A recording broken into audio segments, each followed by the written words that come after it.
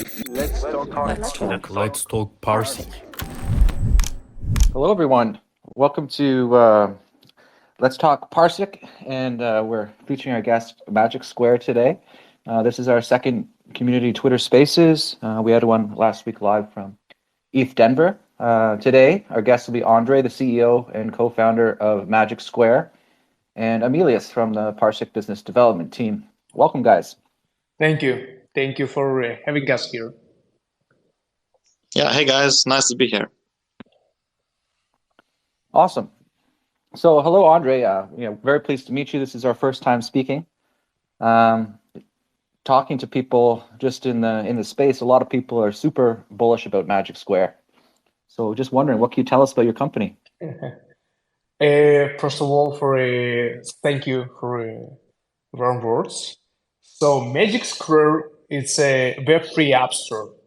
So we are trying to become a gateway for a mainstream to the crypto. Today, for most of the people, crypto space, it's too complicated.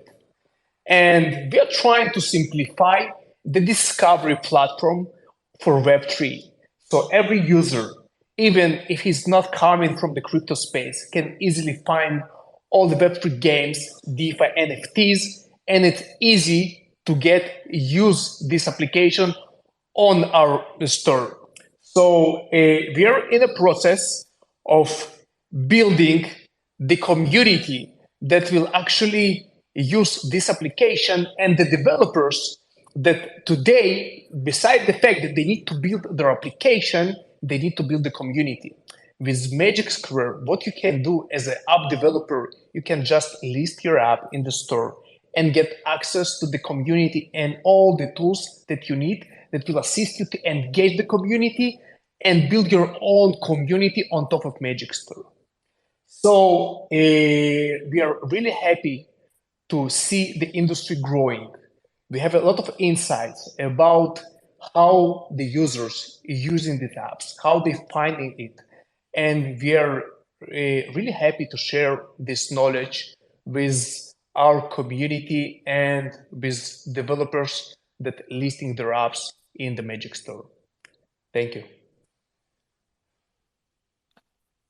Yeah, that's great. If anyone hasn't seen the Magic Store, definitely go check it out.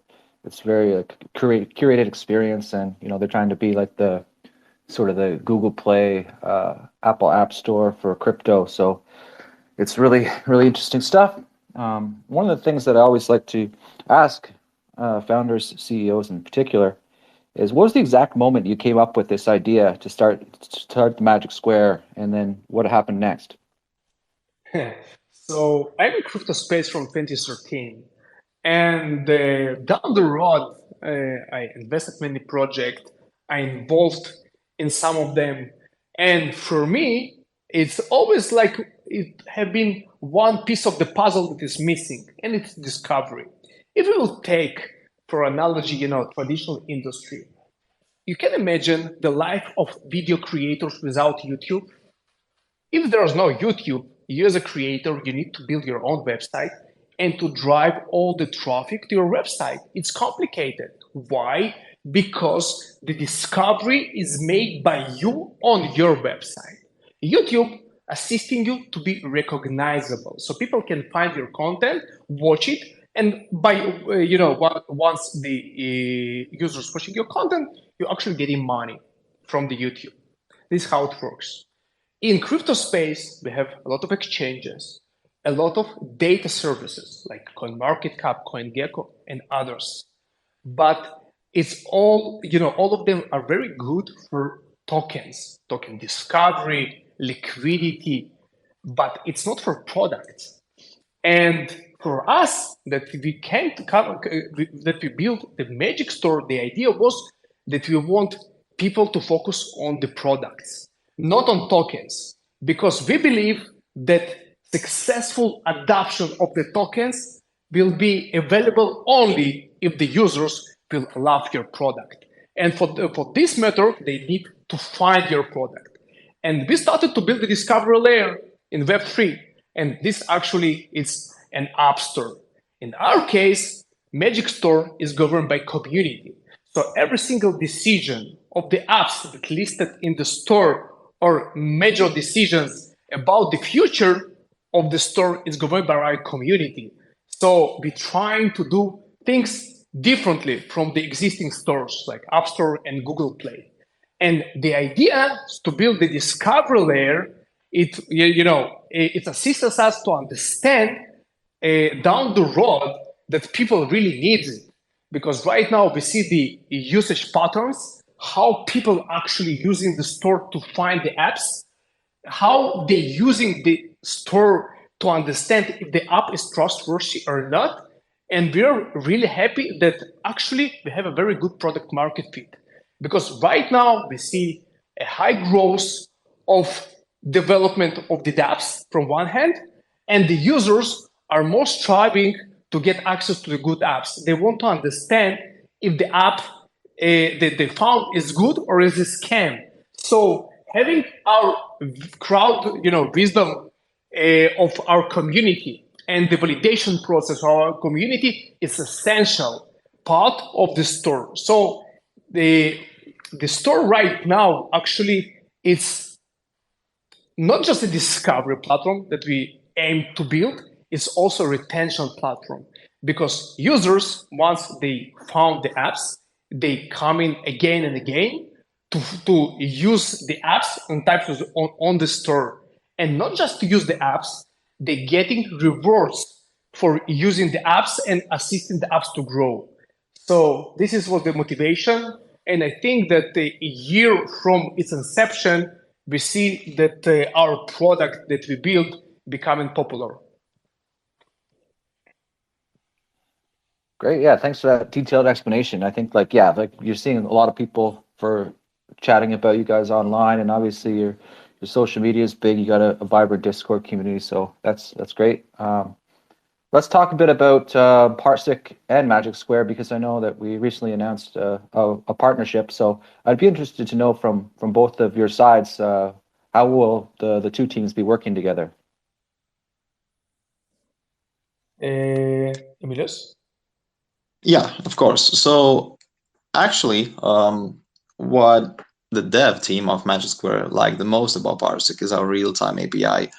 And as far as I'm aware, it's been a while since I had a sync with the devs at Magic Square, but initially, the most useful thing for you guys is going to be the real-time API. And by this, we'll provide you stats of different products you guys have. Also some on-chain analytics, as well as past historical data.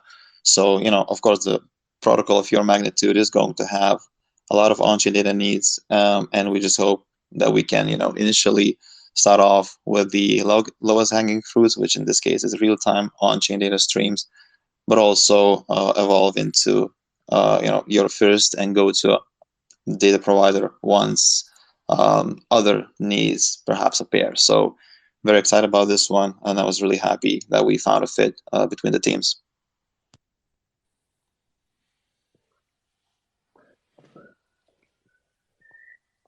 Yeah, thanks, Emilius, and welcome back from ETHDenver. Just wondering what happened there, and what are your sort of thoughts on that event? Yeah, that was an interesting one. Going into ETHDenver, I was really curious personally to see how the scene is going to be changed compared to last year. And I was glad to see that there's still a lot of people building. There's still interest in Web3. Mostly the builders are left though, so it was a great event, especially the main event. We saw a lot of teams still there, and also what is encouraging is that there are plenty of students and people looking to get into Web3. Actually, a number of devs approached us at the booth looking for jobs, which is very encouraging. And yeah, especially good for PARSIQ. We did have did find a lot of success there, and yeah, we're happy to be part of the Ethereum community, because at the end of the day, ETHDenver was one of the key flagship events in the crypto space. So yeah, but obviously, as with many cases after ETHDenver, lots of people get sick. So I'm hearing that is also the case this year too. So, but it happens. Yeah, I remember last year, everyone on our team got COVID, and I think it's a bunch of us got COVID for sure this time around. It's too many people in too tight a space, I guess. Yeah, exactly. I know for a fact that some other teams share the same experience. Luckily, though, I somehow managed to not get that and bring this back home. So all good. And as far as another team is also recovering. So yeah, things happen. Yeah, I'm glad you're feeling well. So Andre, I guess we'll chat a bit more about community and community building. You know, as the head of community here at PARSIQ, I'm always thinking of new ways to engage with our community, which is, you know, why we're here meeting with you guys today, so we can introduce ourselves to your community, and our community gets to know a bit more about you. So I'd be interested to know, like, Andre, what do you think? What does Web3 community mean to you? So, you know, there's a huge difference between Web2 community and Web3 community. So, Web2 community, they're not really engaged with the product, with the life cycle of the product, roadmaps. They're just users. They're coming to use what you have to offer. They're not actively assisting the company to grow. In Web3, we see that the community is truly engaged. It's something different. You can't just explain it by words. Okay, how they engage, what the community need to do in order to be engaged with the development of the product. So we have so many enthusiasts that assist in so many ways to the product to grow. They assist the product with, you know, the basic product market fit, with ideas regarding what they should do in order to become better. Why? Because in Web 2, you don't have any financial incentives. Yeah. So if you will assist successful company, you know, like King, to make another game to be more popular, do I get any incentives from this help? Definitely not. In Web3, I can actually monetize my time.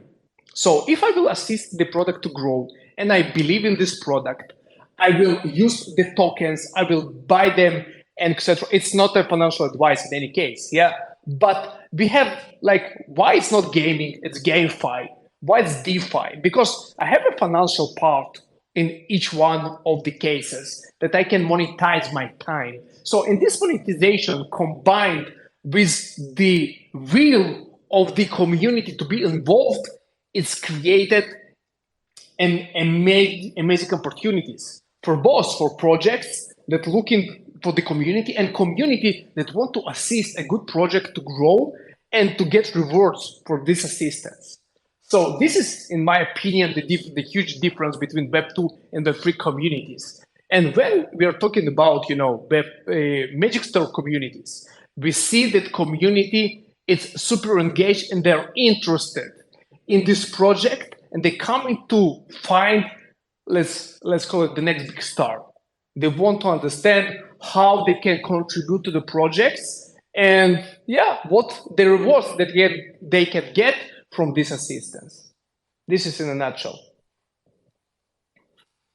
Yeah, that's a good summation, I think, of what's going on in Web3 as we all move towards the ownership model. Emilius, I know you've come from the PARSIQ community before you started working on the BD team, and you're still active in our community. So for you, what does Web3 community mean? Yeah, exactly. And I can totally relate to what Andre has said. To me, as we are an infrastructure project, I know that might not be the hottest topic for the community, but I'm so proud of our existing one. To me, a Web3 community is a bunch of diehard fans of the project that are following it constantly, interacting, giving suggestions, and just following the journey. Because at the end of the day, it's a journey being in crypto as a startup. And I think a community is a good indicator of how well you're doing as a project. Because if nobody cares about you, if you don't get bombed with questions or suggestions or feedback, then probably chances are that people are not following you at all. And we're lucky to have a really tightened, strengthened community by now. It's forged by good and bad days in terms of market conditions. So I do believe it provides a lot of value, because a strong Web3 community is a prerequisite for a strong project. And I'm glad to see that both Magic Square, I know they have a huge following, active community, and PARSIQ kind of share the same thing in terms of how engaged and involved the communities are. Yeah, obviously, that, and other people listening know, I'm really in love with the PARSIQ community. I think everyone, you speak about feedback, we get countless feedback on things we can improve upon and what people like. So yeah, as mentioned, like in our chat today, we will be coming out with our new roadmap soon. So people will be very interested in that, and Tom's CEO letter will also be coming out. Speaking about like community being driven by your journey and sort of what's happening with the company, Andre, I saw that you guys recently won the Best Crypto Service Award at the Blockchain Life 2023. Can you let us know like what is this award all about, and how you came to win it? So the Blockchain Life, one of the big conferences in Dubai, they opened for voting different categories. One of them was like a best crypto service. It was 10 or more different projects in this category, and they let the community to vote without knowing the results. And I believe that our community just was more involved in the process of voting, so we got the first place.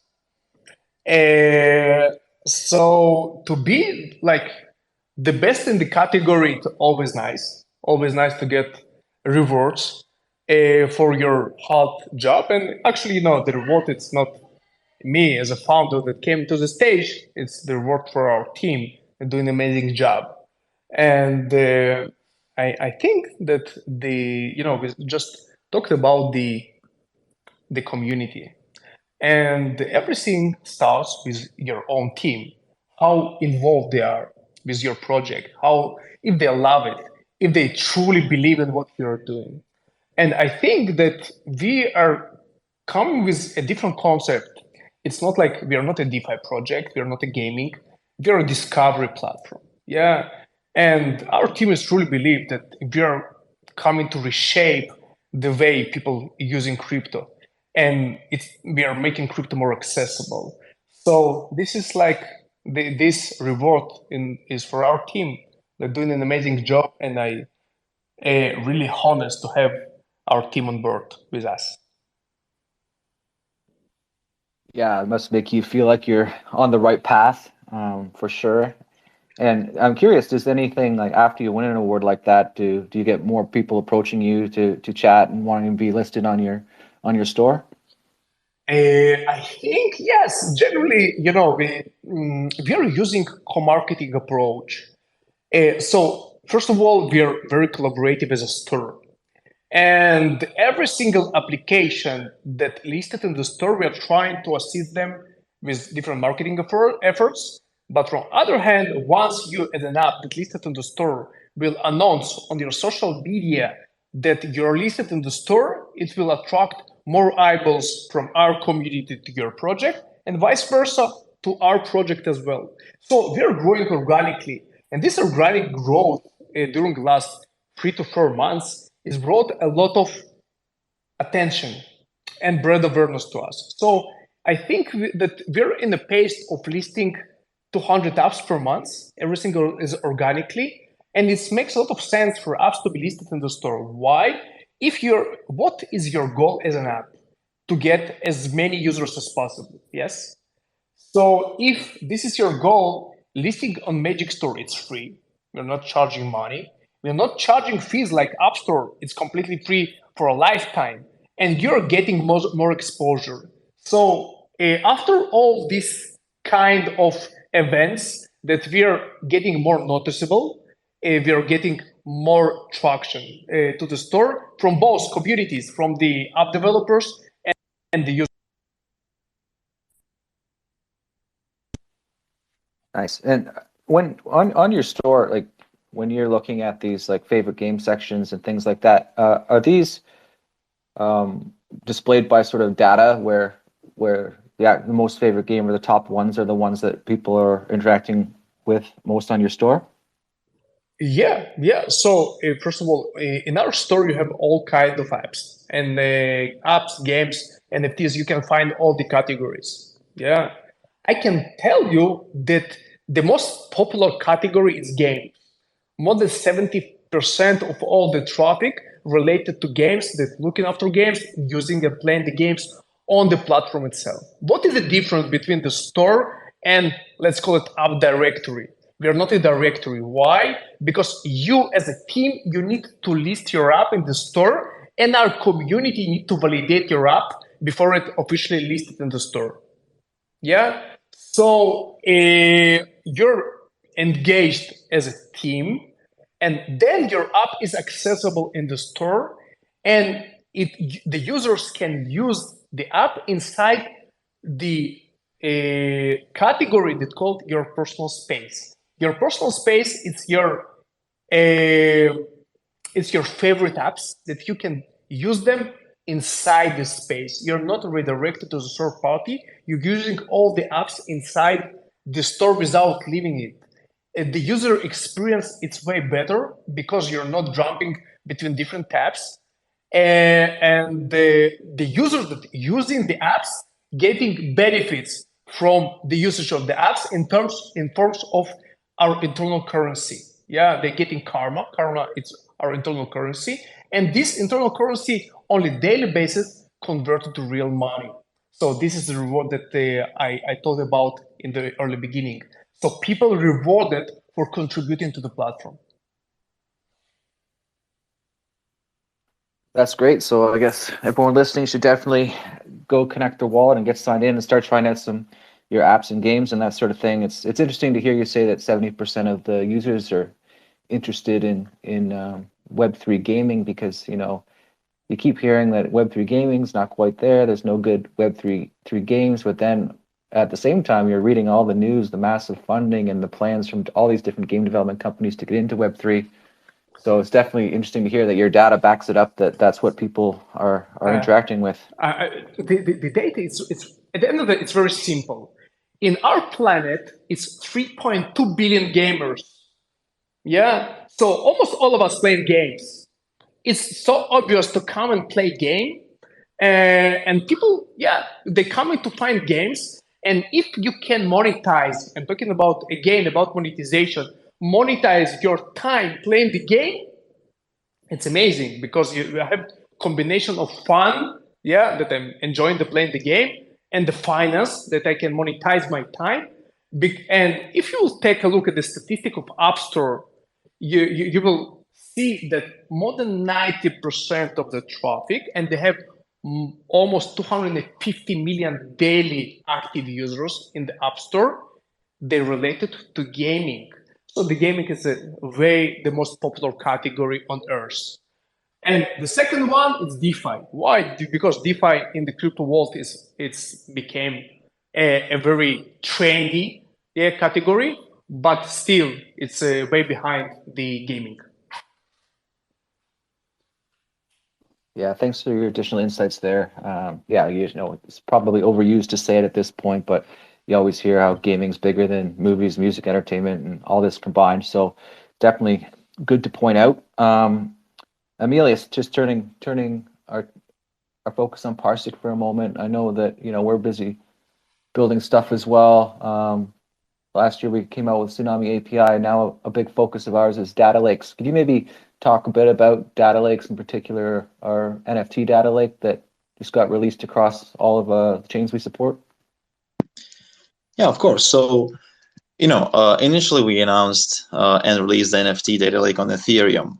And as great as it is, the thing is that in the modern ecosystem of Web3, a lot of NFT protocols, be it NFT marketplaces, GameFi, or anything else, they're heavily multi-chain. So for us to be able to cater to them 100%, we had to include more chains to the suite. So I'm very bullish on this release because now it opens the door to more projects for us to partner up with.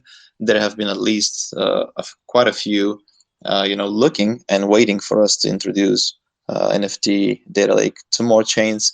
So it basically opens up the door for us to help many more projects than we could have help with only with the Ethereum data lake. So yeah, this is definitely a good addition to our suite, which we're very happy about, knowing that NFTs as a form of asset, as a type of asset, is getting more and more popular.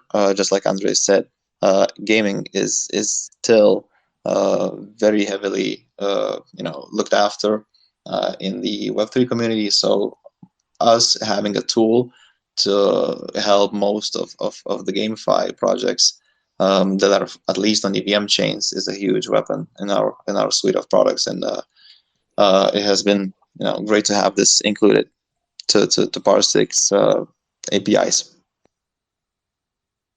Yeah, I know the dev team worked hard on that, and it was good to get that out. If anybody wants to read about what we're doing there and some more details, it is the pinned tweet on our Twitter feed right now. Switching things up, we want to do a little segment here called Not Financial Advice. Wondering, Andre, maybe you go first, and can you just maybe let us know about a project, a chain, or an ecosystem that you have your eye on right now? Anything that you've seen that's interesting in talking to people lately? Yeah. So, frankly speaking, there's a few ecosystems that I love in the crypto space.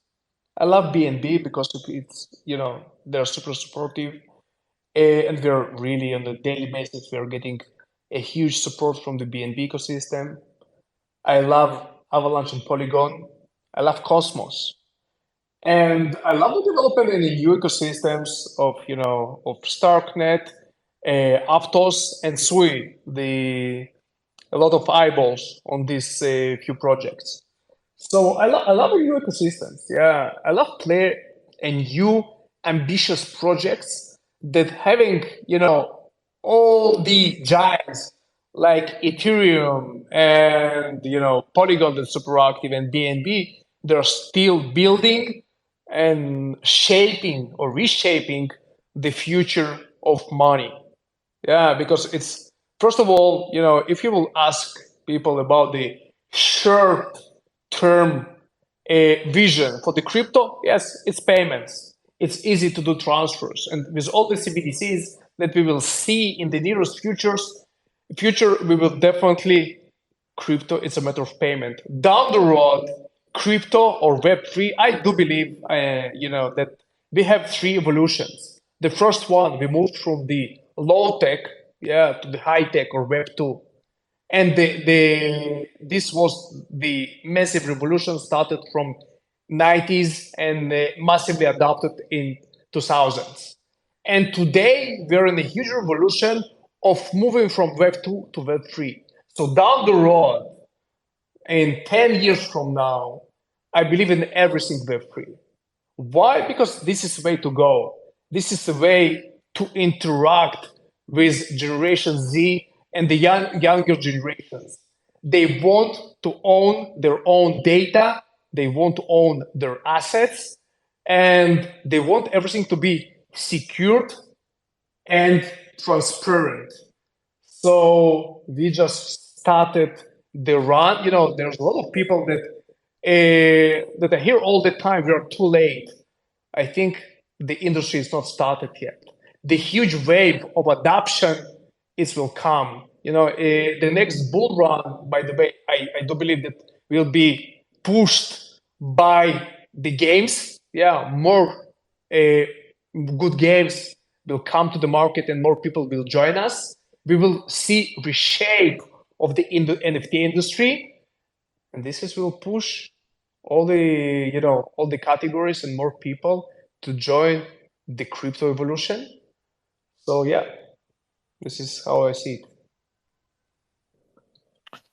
Yeah, as they say, we're still early, and yeah, it's great to hear from your passion about Web3 and some of the core tenets of what you believe. And then, yeah, we're just waiting for more people to jump in, and gaming is definitely the avenue that a lot of people believe is going to make that happen. Emilius, what about you?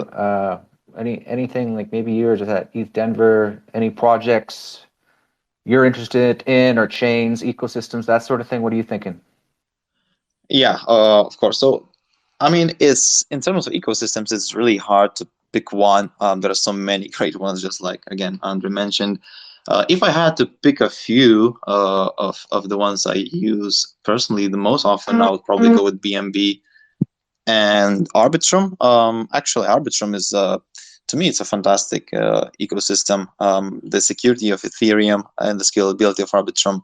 I don't know. To me, I just like that a lot, and I see it having a very good future. But obviously, that's not to say that any other ecosystem does not have a future.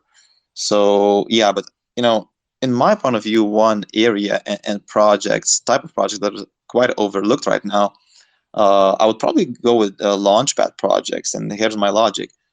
This is like the middle of bear market. I think we can safely assume that, and a lot of projects are still quietly building just because bear market is a very good time to be actually building, but none of them are looking to launch just because of how unfavorable the market conditions are. So I do believe that there are a lot of projects in stealth right now, quietly doing their thing, developing and waiting for the good days to come back. And I think once things start to look better, I think Launchpad's IDOs is going to have a lot of traction just because of how many good projects will want to come out of stealth. So that's why I keep monitoring the Launchpad ecosystems.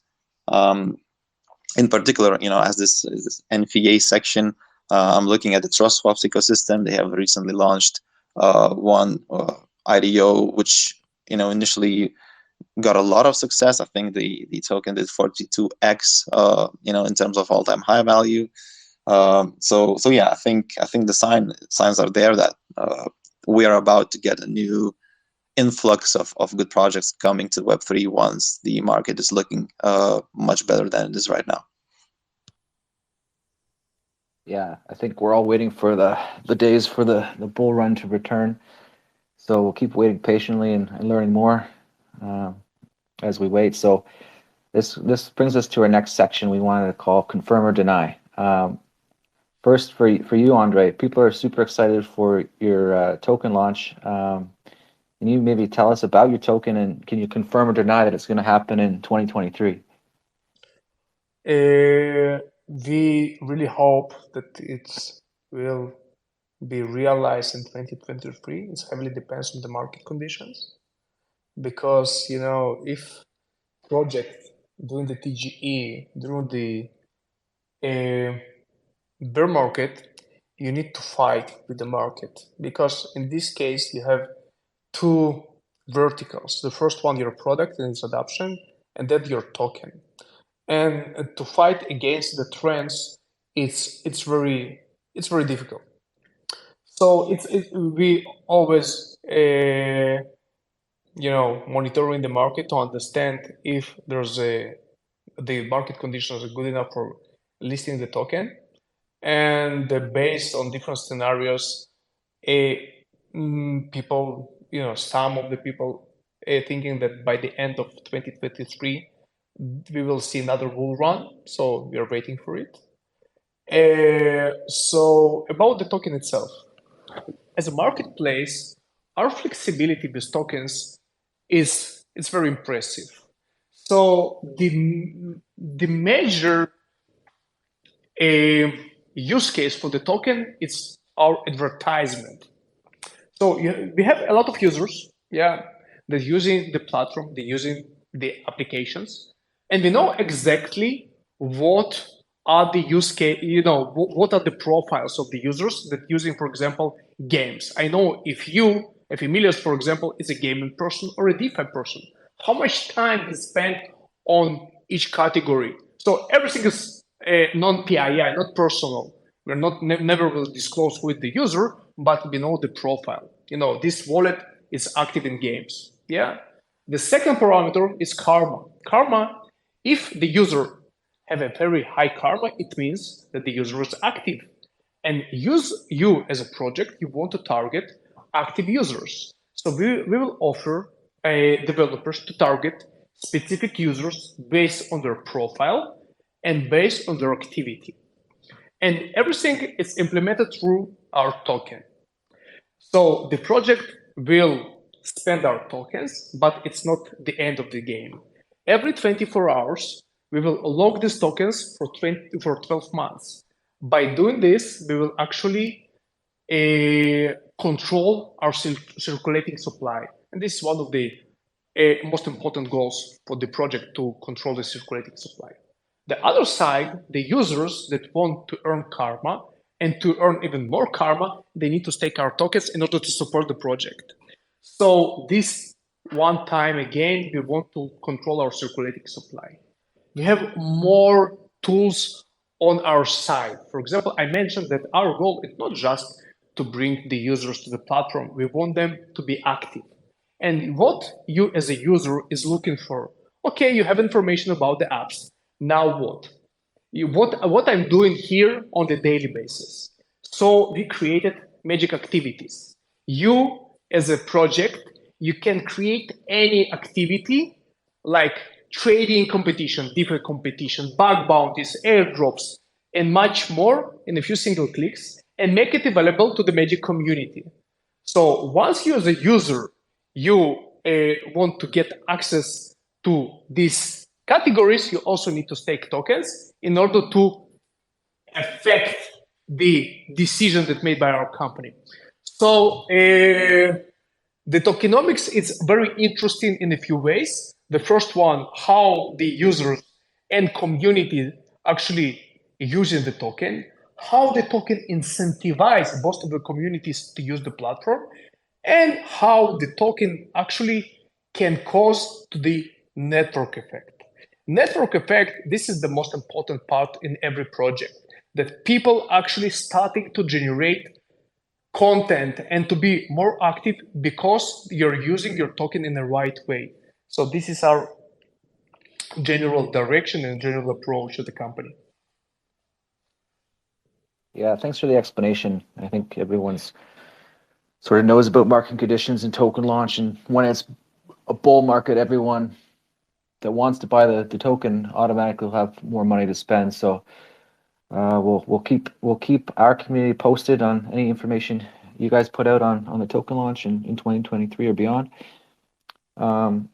And then I guess we got one more confirm or deny question for Emilius, just a fun one. Two actually, one for you, Emilius.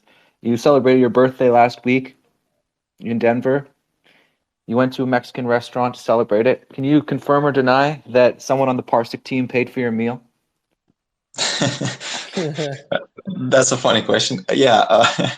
Well, if there is a key good thing that we have at PARSIQ is great leadership. So, luckily for me, I knew in advance because our head of BD, he kind of spilled the beans a little bit. I knew that we were going to have this dinner, and yes, I can confirm that it was paid for. But being sensible employees as we are, we just only took a proper Mexican meal, a few margaritas, and called it a night. So yeah, I definitely can confirm that. And for everybody, being around Denver, based out of Denver or somewhere around, La Loma is a great Mexican restaurant to have, Mexican cuisine. So that was actually my first ever restaurant I have been to in USA. And it's kind of iconic that I got to spend my birthday there out of all places. So yeah, that's the story. Yeah, I thought that was crazy because I know that was your third time in the States. So to hear that it's the first restaurant you were at, it just goes to show how busy you guys are when you're doing these events, because you're at the conference all day and then you're going to the side events. So it's interesting that you finally had time to sit down and have a proper meal with the team. That's great. And then maybe a softball on the PARSIQ side here for you, Emilius. Can you confirm or deny that data is becoming increasingly important every day in the blockchain space? Well, I guess that's the obvious one, right? Because with time, with every second, we have more and more blocks on the blockchain. Somebody building a Web3 needs to access this data in some way, shape, or form. So I do think it's a necessity. I like to say that data is sort of plumbing of Web3. there are not too many people that like to do it, but you still need plumbers, right, in real life, and we are those data plumbers in Web3. Even in Denver, as many data players as there are, while talking to people, we realize still how much demand there is for a good solution. People are looking to do that. Actually, people are looking to get data providers just because with time it gets harder and more expensive to build a competitive Web3 project without relying on somebody like PARSIQ, because otherwise you either have to run all your own infra in-house, which costs tremendous amount of money. So yes, absolutely. Data is definitely becoming more and more important, and actually reliable data, I would say, is the cherry on top here. Yeah, great. Yeah, that's, as everyone knows, that's our bread and butter, providing Web3 data. There's just a couple questions left before we jump into the community questions. Andre, I guess we're just people might be interested in knowing what's next for Magic Square in the short term. What can people look forward to? So we're in the process of a public beta launch. Yeah, and this will happen this month. We are working on a very interesting collaboration with Binance. So stay tuned. A very interesting product that we'll release this month. And our goal, the short term for me is until the end of this year, it's to reach 200,000 monthly active users on the platform. The goal is achievable. It's not, since we already is around like 25, 30,000, and we are still in closed beta. So we definitely think that we'll achieve this goal. To list more apps and to bring value to both developers and our amazing community. Thank you. Yeah, so 200,000 users, that's a lot, and I guess it's going to be, if you're an app on your store, to have access to that many users for the discoverability features, but then also be able to collaborate with you guys and, see other projects that they can collaborate that are also partnered with you guys. It's going to be great for the whole space. So thanks for sharing that piece. And Emilius, what do you think for PARSIQ? What are you excited about that we're working on the next little while? I think the team is firing on all cylinders, and I probably won't take too much spotlight out of the upcoming CEO letter by Tom, but obviously lots of good things are coming. Like I said in the community chat some time ago, on many different verticals, BD, marketing, tech-wise as well. So personally, I'm very excited about the new tokenomics that are coming. Definitely more data lakes again. Well, some community members already have realized which new layer 2 we're going on to next. So like I said, there are many things to look to, but personally tokenomics is one of probably the most requested things, and I also think community will be happy with it. Yeah, so for now that's all I want to share. Obviously more announcements in terms of partnerships, which is always nice to see when you're a community member, just because it shows that the project is actually operating. And just want to know that we never do any partnership announcements without any substance. So all of those projects we do announce, they legitimately are using PARSIQ in some way, shape, or form. So definitely lots to look forward to for anybody who is part of the peer cuties or PARSIQ crew, like we like to say. Yes, thanks, Emilius. I know looking like we're going to have another partnership announcement next week, so people can look forward to that. Yeah, we are sort of done the planned segment. We do have some community questions. I know Marcelo's here from PARSIQ team. Marcelo, does anybody want to speak or ask a question on stage? Yeah, definitely. I just want to say to Andre, thanks for coming on. Love what you're doing with Magic Square. Really interesting stuff. And yeah, really excited to see more of what's in store with Magic Square. Yeah, so from what I see here, there are a few people that have raised their hands to ask some questions. I think maybe we'll start with some of the questions that we have from Telegram, and then maybe we could bring some people on stage. We have Thumper on Telegram asking, are there any feedback loops between community and projects before the market fit is found and apps are listed?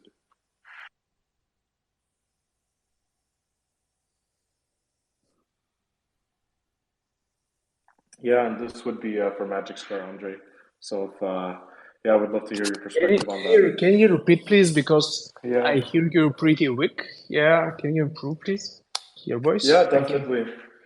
Yeah, sure. Sorry about that. The question was, are there any feedback loops between the community and products before the product market fit is found and apps are listed? Yeah. So we started our alpha release on September. We listed a few projects, and we brought like 5,000 people to join us and to give us feedbacks. So we collected feedbacks all the time to understand if the community is happy with what we are building, what we are missing. And by the way, we are doing this kind of surveys all the time. So we want to understand what the community, what not just the community of people and the community of developers, what they're anticipating to get from us. And actually, these feedbacks, if you're doing it on a monthly basis, it's assist you to navigate your company and to do less mistakes with product market fit. Because product market fit is the most important part. But we as the founders, we are planning to do something. We want to understand if the community that we're aiming, they're really happy with the results. So I do believe that what we are doing right now, we're also assisting new projects to find the product market fit. How exactly? We have a section that's called Upcoming. Upcoming, it's a new apps. They're not live yet. They're still in the process of development, but they can use the power of the crowd, the crowd wisdom to get these feedbacks from us, from our community. So this is the way to go. Without proper involvement between the project and community, I don't see. I think that there's a lot of things that the project are missing while they're not doing this kind of communications. Wow, yeah, no, thanks for sharing that. I think it's great how you get feedback from the community. It really enables you to really know what they want, so it really gives you the capability of kind of feeding off of that and providing the best thing for your community. So I find that really great. Thank you for sharing that. I'll start by bringing some people on stage. By the way, I hope my sound's better. I just disconnected my AirPods, so hope it's a bit better now. Yeah, I'll start bringing people on stage here. We have some people that have raised their hands in regards to asking questions. So let's see what everyone wants to ask. I'm just bringing on Justin right now. They should be connecting in the next few seconds. Hi, Justin. Thank you for joining us. What's your question?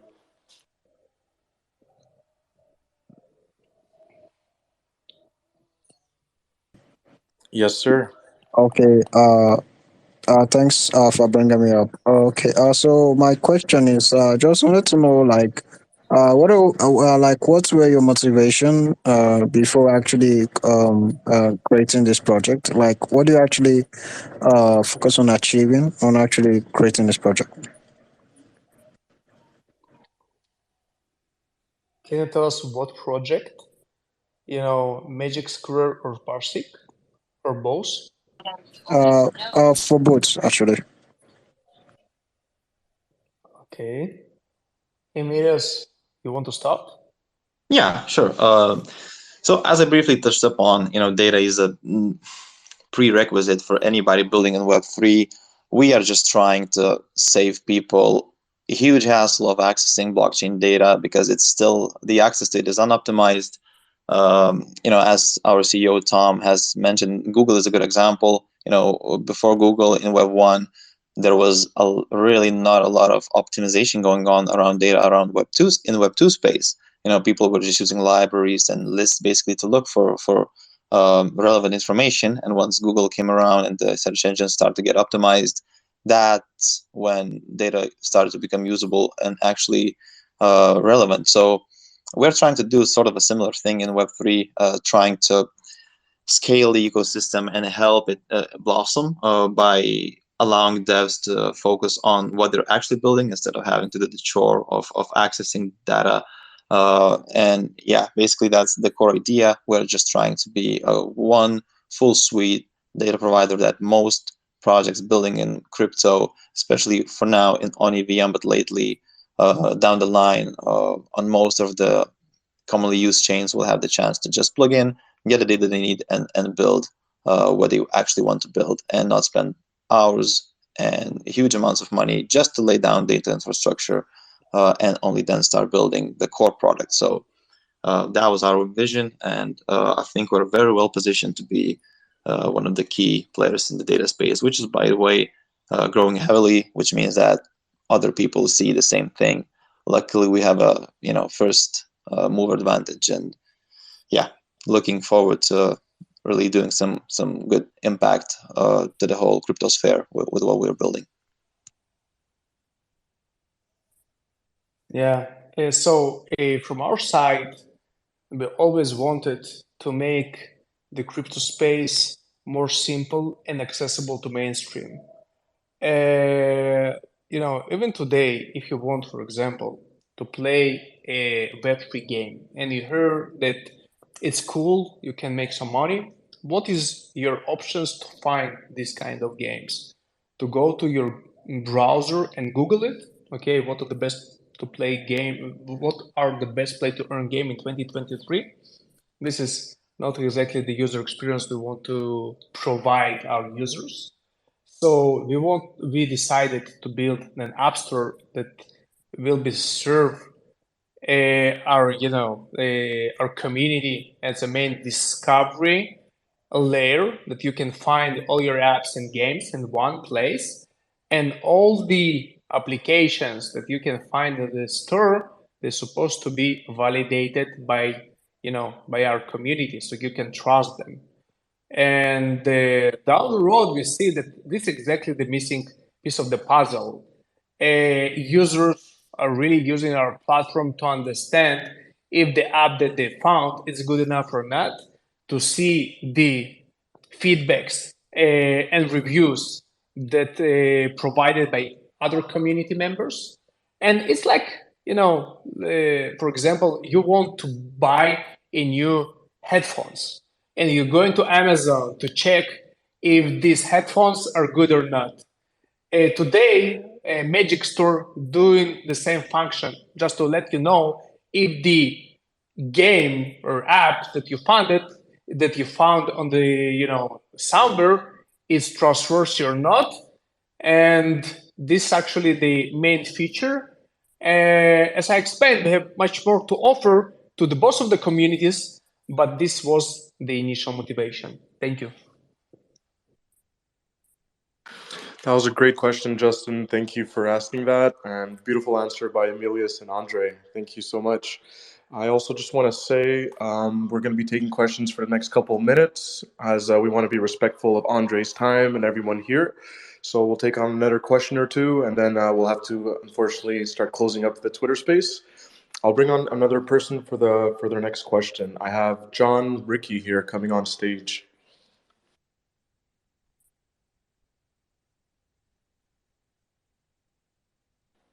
All right, welcome, John Ricky. What is your question for our guests?